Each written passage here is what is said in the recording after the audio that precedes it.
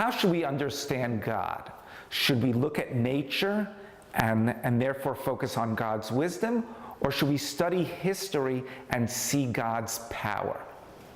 Now, in response to this very significant question, we have two different answers by two of the greatest medieval Jewish philosophers, Yehuda Halevi and Moses Maimonides.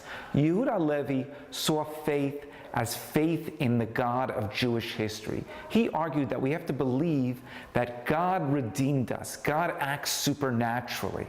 That's what faith is all about. Moses Maimonides, by contrast, argued that faith is in the God of nature.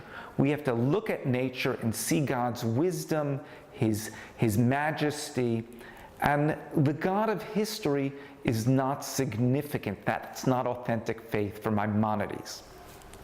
Now, this debate between Halevi and Moses Maimonides brings about two different readings of one of the verses in our Parsha. The first verse of Aseret HaDibrot. Ani Hashem Elokeichem asher hotzeti etchem me'eretz Mitzrayim ki ani Hashem Elokeichem.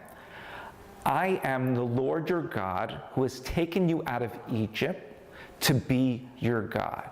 Now, Yehuda Halevi focuses on the entire verse. He argues that the first commandment is to believe in the God of Jewish history. We have to accept on faith that God redeems us in a supernatural way.